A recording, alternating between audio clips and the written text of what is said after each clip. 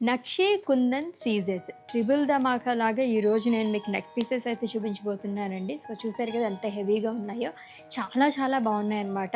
ఇదే కాకుండా 3 more sets కూడా మీకు నేను రెడీగా చూపించడానికి ఇక్కడ పెట్టేశాననమాట. So, without any further delay మనం వీడియోలోకి ఎంటర్ అయిపోదాం. సో, ఆల్రెడీ చెప్పినట్టుగానే నిజంగానే ట్రిపుల్ ధమాకా లాగా ఉందండి. ఎంత బాగా అనిపిస్తుందో చూసారా నెక్ పీస్ మొత్తం కూడాని అమ్మవారి మోటివ్‌తోని నక్షి, సీజర్స్ అండ్ అలాగే మనకి ఇలాగా చాలా బాగా ఇచ్చారనమాట.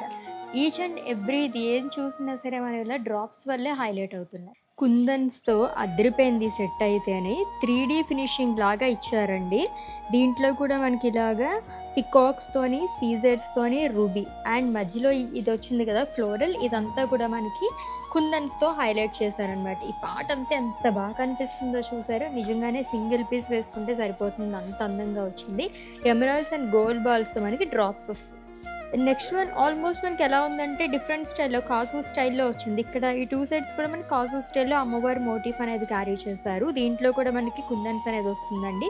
మిడిల్‌లో అమ్మవారి మోటిఫ్ చాలా చక్కగా స్మాల్ ఫైన్ సీజర్స్‌తో హైలైట్ చేశారు. కుందన్స్‌తో మనకి ఇలాగా డ్రాప్ లాగా ఇవ్వడం వల్ల ఇంకా బాగా కనిపిస్తుంది. మల్టీ కలర్ బీడ్స్‌తోని డ్రాప్స్ కానీ ఎమరాల్డ్స్ అండ్ రూబీ డ్రాప్స్‌తోని హైలైట్ చేశారు.